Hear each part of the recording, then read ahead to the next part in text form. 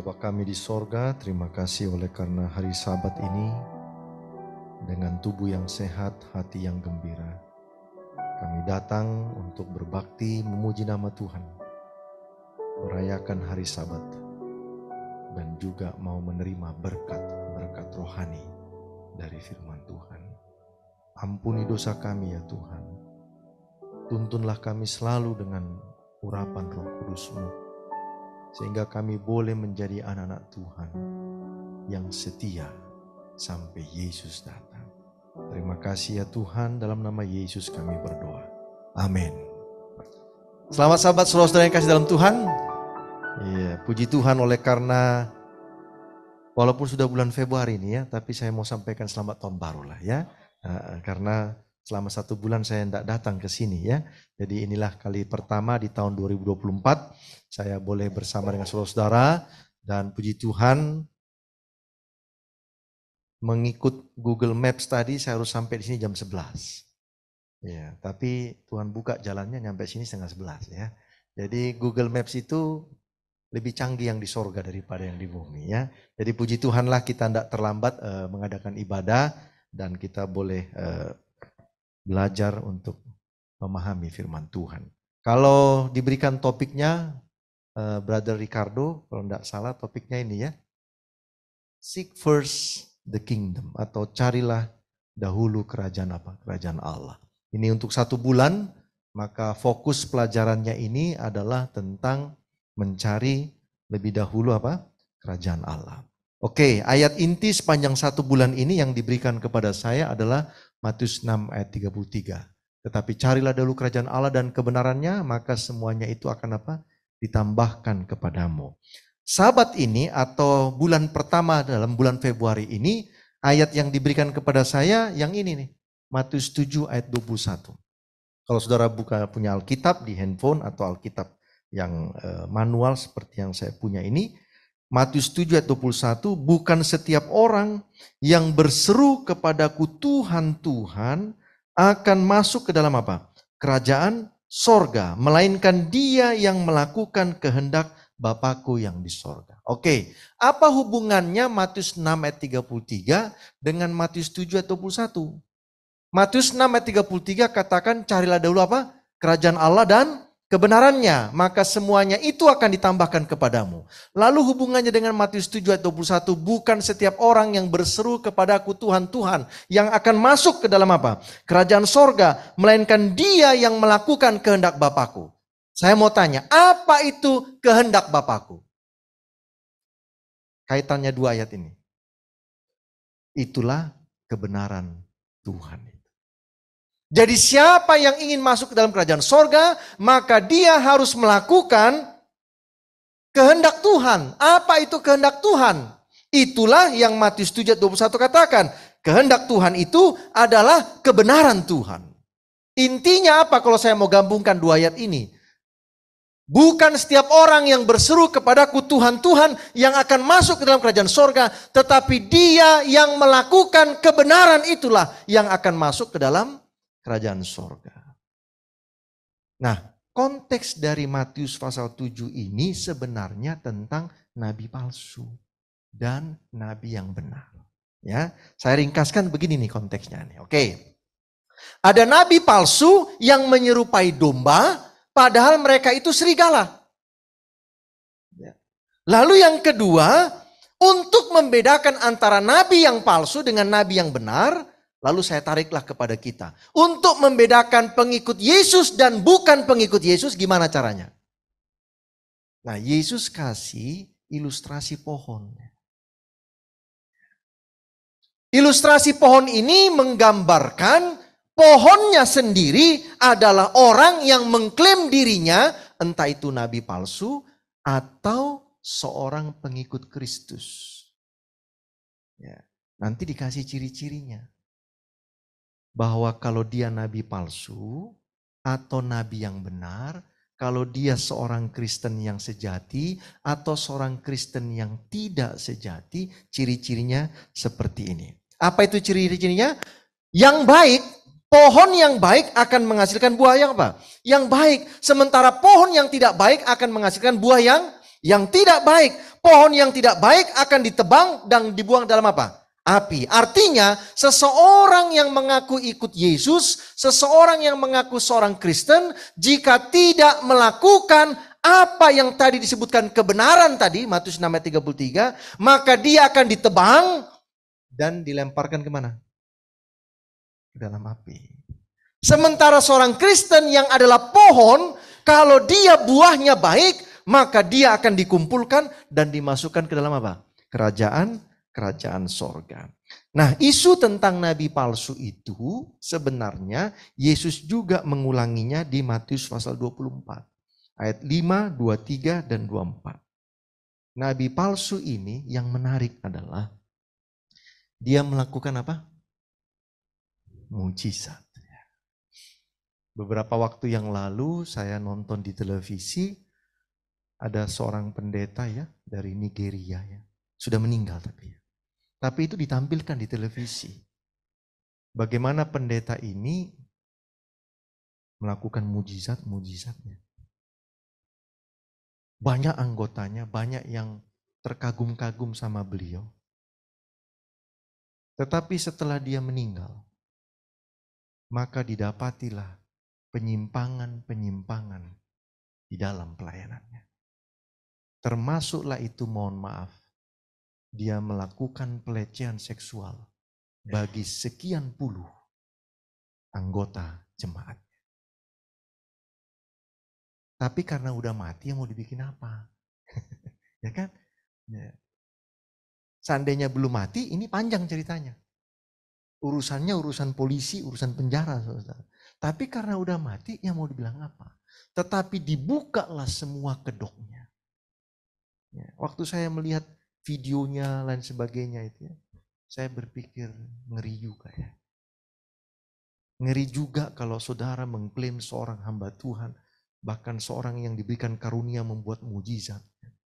Ternyata di sisi yang lain, Anda melakukan hal-hal yang bukan kebenaran Tuhan. Betul ya? Nah itu ngeri saudara ya. Itu sebabnya jangan pernah membuat atau menjadikan seorang pendeta idolamu. Ya, idola kita siapa? Yesus Kristus ya. Mau pendetanya ganteng, mau tinggi gede, mau apa kek, mau pakai mobil mewah kek, jangan. For you do not know behind the pastor. Anda tidak tahu di balik hidup seseorang itu apa sih. Ya. Saya boleh saja tampil di sini dengan pakaian keren, pakai jas yang mahal, sepatu keren, ikat pinggang Hermes. Lalu Anda mulai kagum sama saya. Itu pendeta keren banget dah. Idola orang. But you do not know behind me what. Anda tidak tahu di balik seseorang yang sedang berdiri di hadapan saudara-saudara bagi firman Tuhan. Itu apa? Nah itu sebabnya Yesus katakan hati-hati ini. Dan orang itu paling seneng yang ini saudara. Wah kalau ini sudah terjadi, haleluya katanya, puji Tuhan. Orang yang lumpuh bisa jalan. Yang kedua dalam cerita pendeta itu ya. Rupanya pendeta ini Pak Purwa, dia punya yang namanya emergency clinic. Emergency clinic ini begini, orang-orang yang sakit yang mau disembuhkan tuh dimasukin ke emergency clinic ini. Nah obat-obatnya dibuang semua, enggak boleh minum obat. Hanya dikasih makanan sehat, buah dan sebagainya. Tetapi klinik ini beli obatnya yang sama, dimasukin ke dalam makanannya. Artinya apa? Sebenarnya mereka ini minum obat terus. Cuman dibuatlah supaya tidak seolah-olah minum apa? Minum obat. Nah pas sudah deket mau sembuh, baru ditampilin supaya penyembuhan. Saya bilang ngeri-ngeri juga ya. Ya, untunglah saya tidak dikasih karunia Tuhan penyembuhan. Kalau tidak kacau nanti semua ini ya. Baik. Kisah pasal 20 ayat 29. Rasul Paulus juga katakan yang demikian. Apa Paulus katakan? Aku tahu bahwa sesudah aku pergi, serigala yang ganas akan masuk ke tengah-tengah kamu dan tidak akan menyayangkan kawanan itu. Akan masuk ke dalam gereja ini, kawanan itu kan gereja. Akan masuk ke dalam gereja ini orang-orang yang berperilaku seolah-olah domba, tetapi dia adalah seorang serigala. Nah, kita kembali ke Matius pasal 7 tadi. Nah, pembedanya itu apa? Yang pertama, pohon itu kalau dia mangga, buahnya harus mangga. Nah, gitu. Ada katakan ini, buah tidak jatuh dari apa? Pohonnya, betul ya? Nah, tapi kalau pohonnya itu di samping sungai, buahnya kemana jatuhnya? Ya udah ke bawah Pak, sampai ke ujung. Ya kan? Pohon itu harus menghasilkan buah yang sama dengan pohonnya. Itu yang pertama. Kalau seorang mengaku dia adalah anak Tuhan, seorang Kristen pengikut Yesus, seorang nabi atau seorang hamba Tuhan, maka buahnya harus sama dengan standar kebenaran itu tadi. Kalau nggak sama, udah Pak, tutup aja Pak. Kalau nggak sama. Ya. Itu yang Yesus katakan. Demikian juga kata Yesus, mereka yang datang dan mengaku sebagai apa? Sebagai nabi atau juru kabar Allah, mengaku sebagai seorang Kristen, akan menghasilkan buah yang sama dengan kerajaan itu. Pertanyaannya buahnya apa sih? Nah, kalau nanti ada waktu, bacalah khotbah di atas bukit. Itulah buah calon penghuni kerajaan sorga. Ditambah versi Paulus, 9 buah roh. Tapi basicnya yaitu khotbah di atas bukit itu. Jangan menghakimi, berdoa, jangan fokus sama hidup di dunia ini, carilah dulu kerajaan Allah.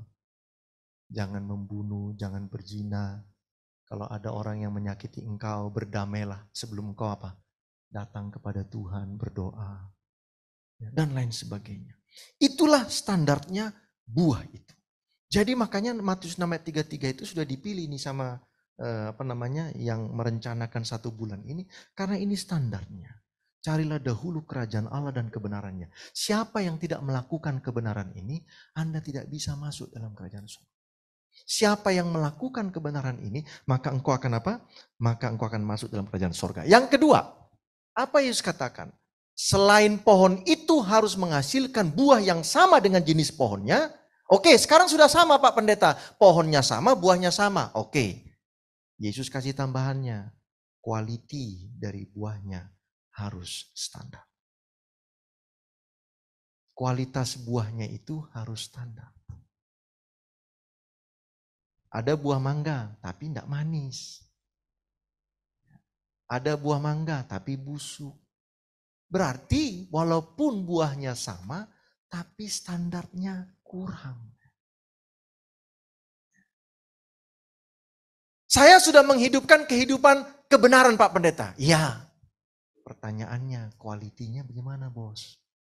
Kalau kualitinya nggak memenuhi standar ISO, nggak jadi dia. Ya. Nah, standar itu nggak boleh pakai standar sendiri. Kayaknya saya udah bagus nih Pak Pendeta. Nggak bisa. Saya juga nggak bisa katakan, oh ya udah bagus Bu, udah. Nggak bisa. Sorga yang akan katakan itu bagus atau tidak. Makanya Matius pasal 7 ini menyangkut kepada judgment day. Hari penghakiman. Dan siapa yang bisa menyatakan Anda itu standarnya mantap atau enggak? Kambing, domba. Kambing, domba ini sekarang bareng-bareng nih. Jangan-jangan pendeta Pardosi yang kambing. Saudara-saudara dombanya. Amin enggak? Enggak suka jadi domba? Oh amin. Kalau enggak saya balik nanti. Saya yang dombanya, saudara kambingnya. Ada standarnya Pak. Lalang dan gandum itu dibiarkan tumbuh bersama. Kenapa? Karena kalau dicabut itu bisa ketarik dia lah Pak. Gandumnya dibiarkan bersama. Tapi nanti ada standarnya Pak. Ada ciri-cirinya ini lalang atau gandum. Seperti yang Yesus katakan tadi, pohon itu harus sama jenis buahnya. Dan kalau sudah sama jenis buahnya, standarnya harus ada. Dan itulah penghakiman yang akan apa? Yang akan kita hadapi bersama-sama. Nah, jika karakter seseorang tidak baik. Kenapa karakter seseorang itu tidak baik? Karena dia belum dibaptis oleh Roh Kudus Tuhan. Dan dia belum mematikan keinginan dagingnya. Maka buah hidupnya yang dihasilkan tidak akan pernah baik. Jadi kenapa buah saya belum baik? Kenapa buah saya kualitasnya belum standar? Oleh karena saya belum dibaptis oleh Roh Kudus Tuhan. Dan saya belum mematikan semua keinginan daging saya. Itu persoalan kita. Belum saya matikan. Bagaimana sih caranya mematikannya, Pak Pendeta? Jika seseorang sudah mematikan keinginan dagingnya, tidak mungkin orang itu akan menghasilkan perbuatan jahat. Tak bisa. Karena yang jahat itu sudah mati dia. Jadi kalau sudah mati, tidak mungkin dia hidup. Jadi harus dimatikan. Nah, pertanyaannya bagaimana caranya mematikannya? Lukas 6 ayat 45, persoalannya di sini, saudara. Nih, betul ya? Apa katanya? Orang yang baik akan mengeluarkan barang yang baik dari apa? Yang baik dan orang yang jahat mengeluarkan barang yang jahat dari mana? Hatinya.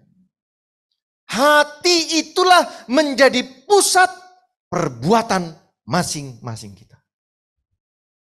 Kalau hatinya baik, otomatis keluar yang baik. Kalau hatinya jahat, otomatis keluarnya apa?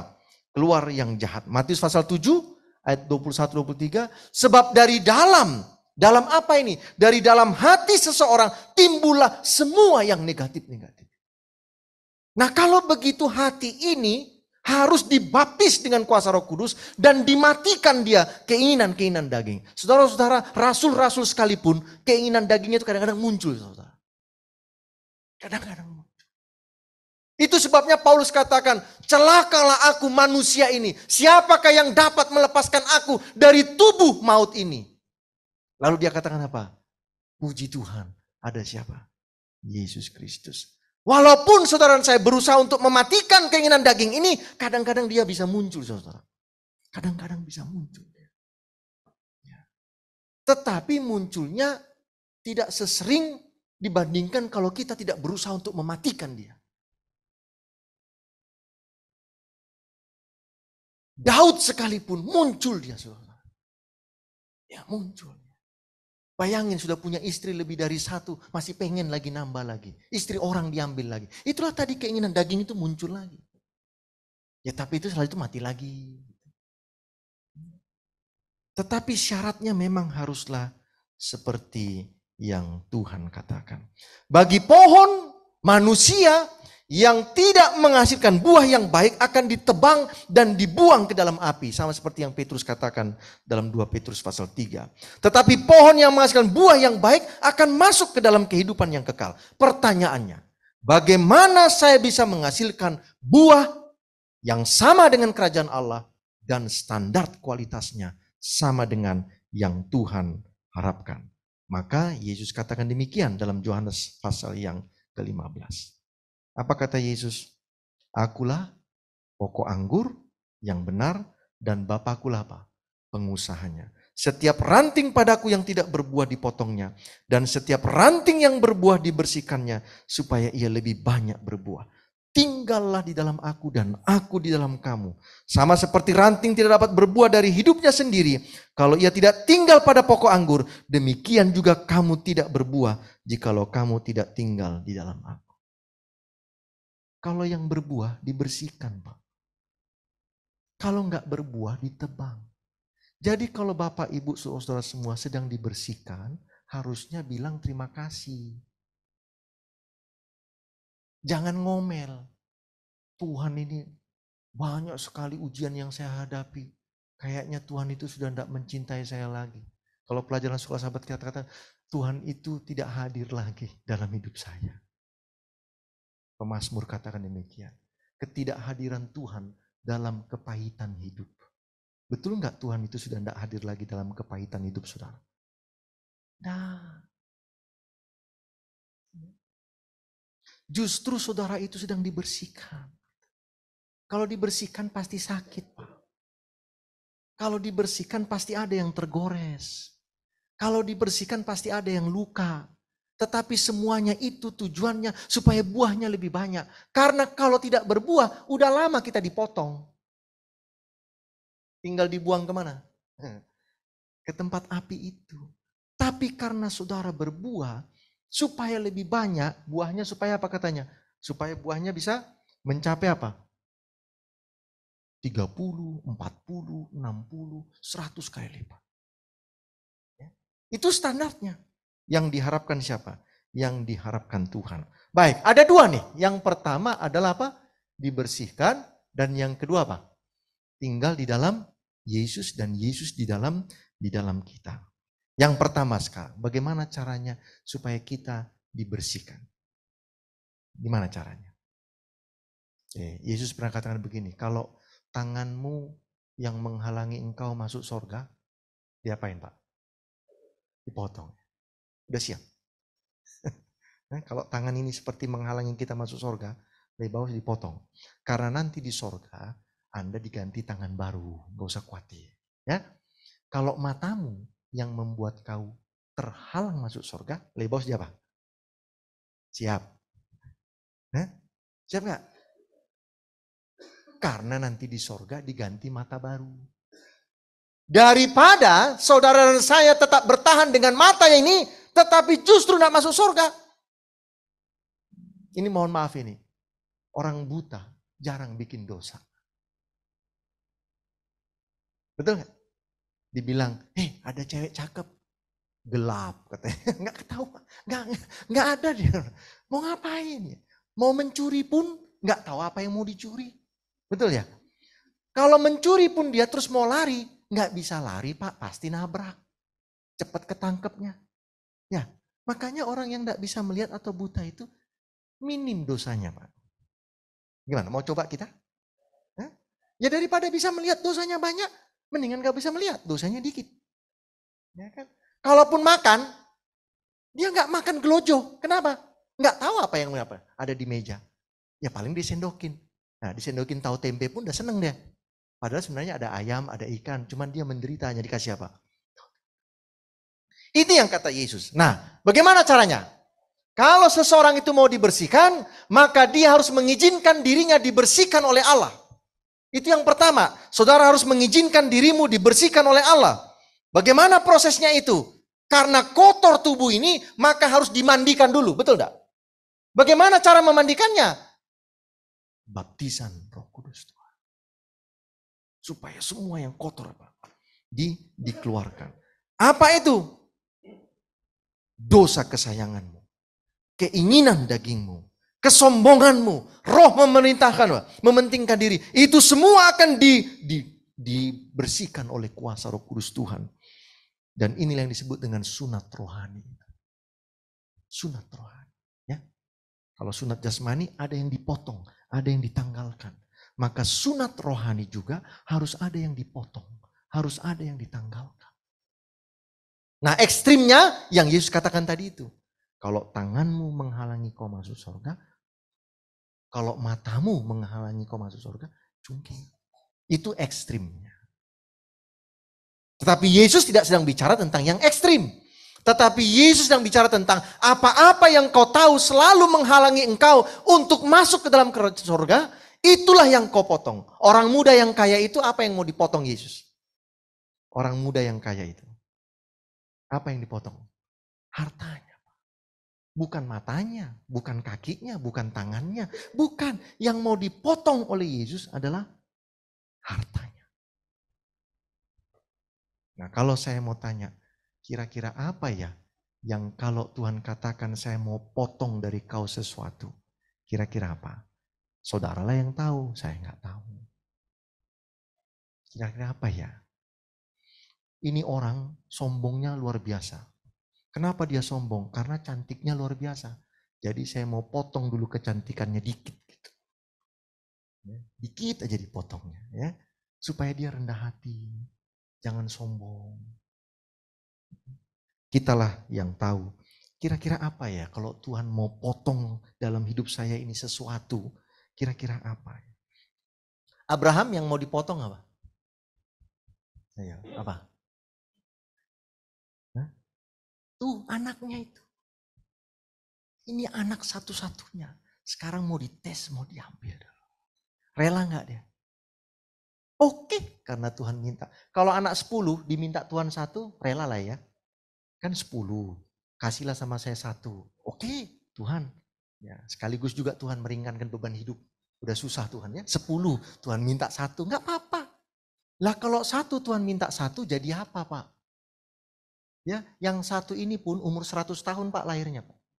Bukan bisa tiap tahun bikin 1 ini Pak. Kalau tiap tahun bisa bikin 1 nggak apa-apa lah Tuhan ambil 1, bikin lagi besok. Ini 100 tahun dapat 1. Artinya kalau mau dapat satu lagi, hitungan alamiahnya 100 tahun lagi. Sudah nggak mungkin. Tapi itu yang mau dipotong oleh Tuhan. Mau lihat ini imannya, iman yang benar, iman yang sungguh, atau bagaimana dipotong. Ya. Yang kedua, bagaimana caranya supaya saya boleh betul-betul menghasilkan buah yang baik? Yesus katakan, siapa yang tinggal di dalam aku dan aku di dalam dia, maka dia akan berbuah apa? Dia menyatu dengan Yesus. Connected di dalam dia, Pak. Bukan hanya sekedar berdampingan seperti ini saudara dengan Yesus, bukan. Tetapi saudara memang di dalam Yesus dan Yesus di dalam kita. Yesus di dalam kita itu bisa. Ya Yesus tinggal masuk ke dalam kan. Tapi kalau kita di dalam Yesus gimana caranya? Ya, gimana caranya? Ya, kan Yesus bisa masuk dalam hidup kita. Masuk ya, masuk dari dalam deh. Tapi kalau kita di dalam Yesus bagaimana caranya? Caranya gimana? Supaya akhirnya saya betul-betul boleh menghasilkan buah. Kalaupun buah saya belum 100 tapi cuma 30, enggak apa-apa. Tapi standarnya. Kalaupun buah saya Pak Pendeta cuma 20, enggak apa-apa. Karena tadi ayatnya kan katakan ada yang berbuah 20, 30, 40, 60, 100. Enggak apa-apa. Jangan kecil hati ketika buah kerajaan sorga kita masih 10. Enggak apa-apa. Daripada buah kerajaan sorga 100 tapi busuk semua. Gimana sih Pak Pendeta buah kerajaan sorga 100 tapi busuk semua? Satu, motifnya. Saya nyumbang 100 juta, tapi harus di depan gereja. Wartawan. Ya. Masuk buletin gereja. Sumbangan dari pendeta Pardosi 100 juta. Busuk itu di hadapan Tuhan. Walaupun saudara sudah tunjukkan buahnya, tapi busuk. Nah, ini motif. Motif bisa membuat buah saudara busuk. Masalahnya motif itu yang bisa baca cuman Tuhan. Kita nggak bisa.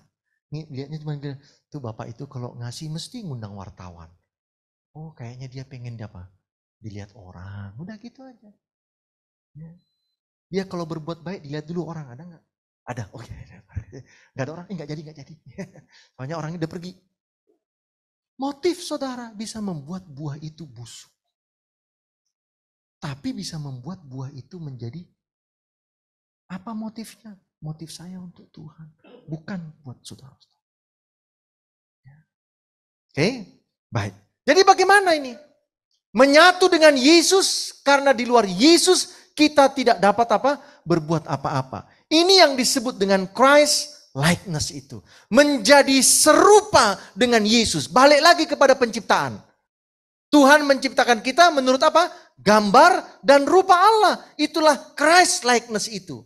Kalau orang sudah tinggal dalam Yesus, Yesus dalam dia, maka hidup buahnya itu sudah mirip-mirip sama Yesus dia. Mirip. Ya. Nuh, Alkitab katakan, and Noah walk with God. Kalau dalam bahasa Indonesianya, dan Nuh bergaul dengan siapa? Tuhan. Ya. Lalu Henok. Henok itu, and Enoch walk with God. Dan Henok hidup berjalan dengan Tuhan. Atau bergaul dengan Tuhan. Saya mau tanya, Nuh hidup bergaul dengan Tuhan. Dia ada bikin dosa enggak? Setelah dinyatakan Nuh hidup bergaul dengan Tuhan, cerita air bah. Ada ya? Mabuk ya? Mabuk juga. Artinya apa? Tadi saya katakan itu keinginan daging itu bisa meletup sekali lagi. Saking mabuknya bingung dia. Pakaiannya dilepas semua. Anaknya lah satu mengolok-olok, dua lagi nutup. Akhirnya datang berkat, datang kutuk lagi. Jadi panjang ceritanya gara-gara mabuk itu.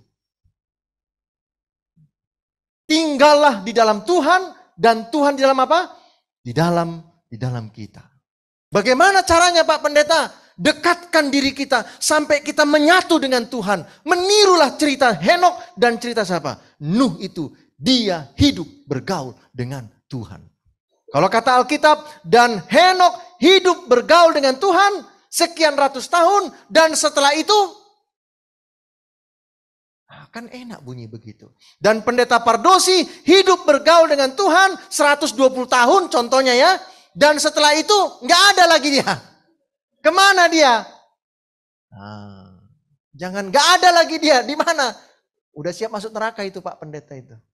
Kan nggak gitu caranya. Hidup bergaul dengan siapa? Dengan Tuhan.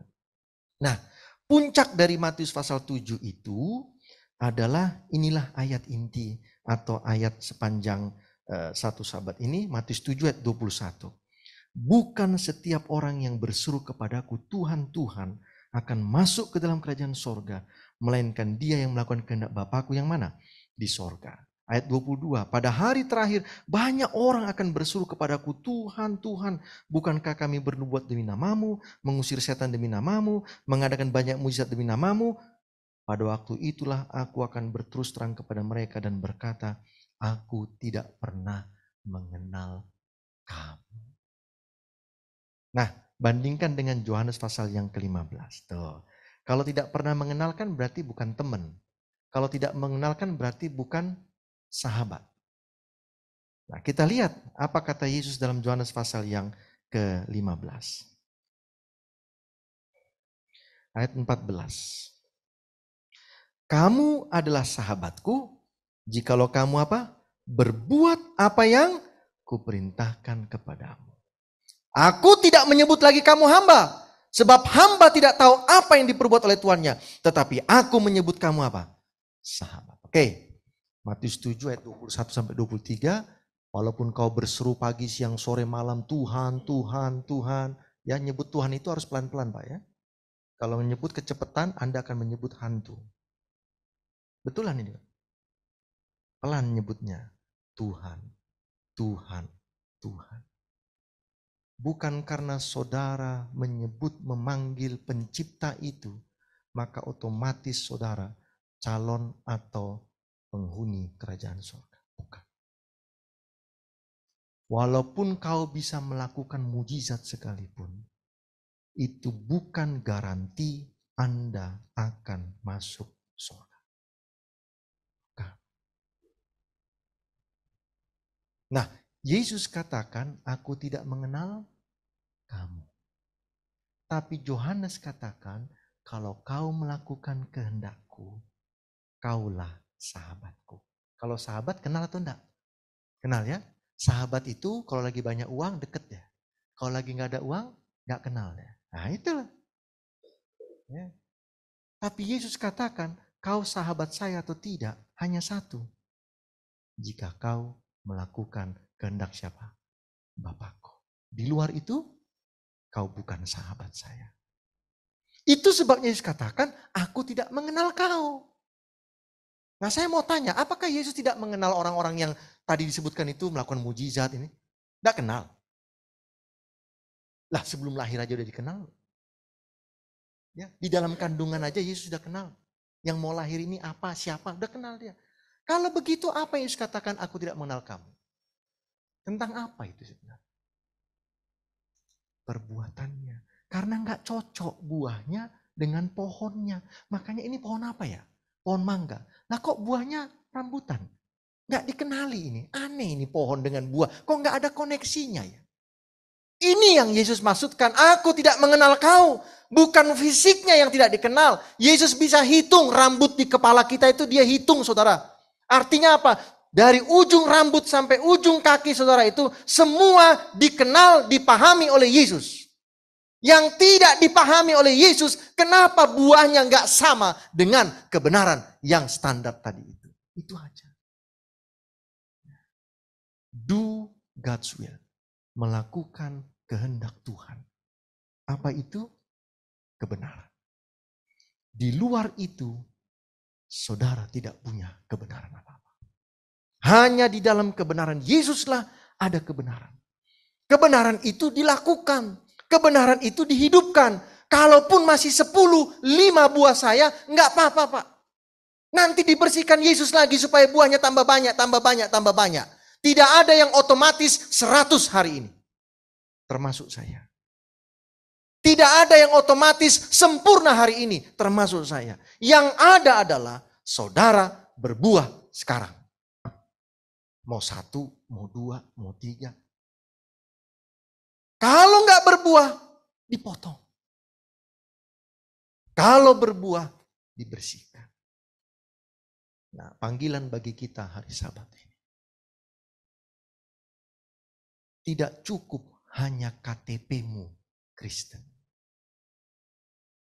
Tidak cukup. Tidak cukup hanya identitas tampilan-tampilan luar yang menyatakan saudara adalah seorang pengikut Yesus. Mobil kasih stiker, Keluaran 20 ayat 8, ingatlah dan kuduskan hari Sabat. Lalu mobil ini diikutin orang. Diikutin kemana sini mobil? Ingatlah dan kuduskan. Hari Sabat nih, diikutin. Masuk mall. Jangan salah, di mall itu ada gereja bos. Memang dia harus masuk mall, ya kan? Ditungguin jam berapa nih pulang orang, ya kan? Jam 1 pulang. Habis pulang jam 1, masuk restoran. Nah, mendingan gak usah kasih stiker Pak. Tidak cukup tampilan luar saudara. Tapi hati tadi, ya. Hati, ya. Supaya kelihatan Kristen pakai kalung, salib. Gede banget Pak. Kristen. Nggak cukup Pak. Alkitab dipakai buat nakut-nakutin setan. Gak bisa Pak. Yang ditakuti setan itu apa yang diceritakan di dalam ini. Bukan Alkitabnya. Saudara bikin begini sama setan gak mundur dia. Aku juga tahu isinya ini apa kata setan. Tapi saya tidak percaya kepada isinya itu. Itu aja persoalannya. Jangan nonton TV Pak. Setan takut sama bawang putih. Apa ceritanya? Gak ada ceritanya. Ya. Saudara bawa bawang putih gak akan mundur setan itu. Ya. Saudara bawa salib-salib begini. Ya. Gak mundur dia Pak. Gak mundur. Setelah 3 kali Tuhan Yesus katakan, beginilah firman Tuhan, beginilah firman Tuhan, beginilah firman Tuhan. Maka Alkitab katakan, lalu enyahlah setan dari hadapan Yesus. Ini yang di dalamnya, yang dibawa, bukan ininya ditunjuk-tunjukin. Itu yang salah ketika kita melawan kuasa kegelapan. Jadi basicnya adalah carilah dahulu apa? Kerajaan Allah. Lalu Yesus katakan pelajaran kita bulan Februari yang pertama ini adalah kerajaan Allah itu kebenarannya hidupkanlah di dalam hidupmu. Berapa buahnya? Yesus yang akan menghitung, bukan manusia. Kiranya Tuhan memberkati kita semuanya. Amin. Kita berdiri sama-sama, kita akan berdoa. Bapa kami dalam kerajaan surga, terima kasihlah. Oleh karena Engkau memberi kesempatan bagi kami untuk dibersihkan hidup kami ini dengan baptisan Roh Kudus. Ajari kami Tuhan untuk mematikan keinginan daging kami ini. Dan biarlah keinginan roh itu yang muncul menghasilkan buah-buah yang ajaib di hadapan Tuhan. Boleh jadi Tuhan buah kami tidak banyak di hadapan orang. Buah kami mungkin tidak terlalu sempurna di hadapan orang. Tuhan, sempurnakanlah dengan Engkau membersihkan hidup kami. Kami mau Tuhan, kami rela Tuhan kalau ada yang menghalangi sehingga kami bisa berbuah sebenarnya lebih banyak lagi daripada sekarang. Tuhan, bersihkanlah kami. Basuhlah kami Tuhan. Karena kami rindu menghasilkan buah sesuai dengan standar yang Tuhan inginkan. Demi kemuliaan bagi nama Tuhan. Berkatilah saudara-saudaraku ini ya Bapa. Mereka tetap mengingat Engkau sebagai Tuhan pencipta mereka. Mereka datang merayakan hari Sabat Tuhan. Ingatlah mereka ya Tuhan. Kerinduan mereka. Kesungguh-sungguhan mereka untuk datang menyembah Engkau. Kiranya berkat hari Sabat yang Kau janjikan menjadi milik saudara-saudaraku ini.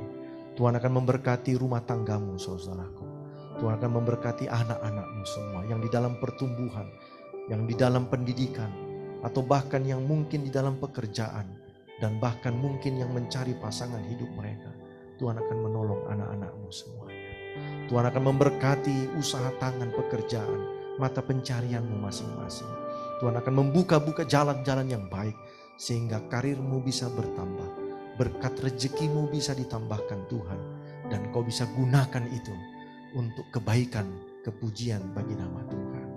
Berkati juga One Christ Community ini ya Tuhan, di dalam segala kerinduan-kerinduan untuk menolong anak-anak Tuhan yang terbatas keuangan mereka, tetapi mereka punya harapan di dalam Yesus untuk meraih masa depan, terlebih mengenal Tuhan lebih baik lagi, karena mereka pun ditebus oleh Yesus Kristus untuk layak masuk ke dalam kerajaan surga.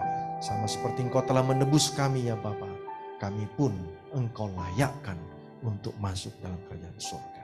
Terima kasih ya Tuhan. Ampunilah dosa dan kesalahan kami. Di dalam nama Yesus kami berdoa. Family.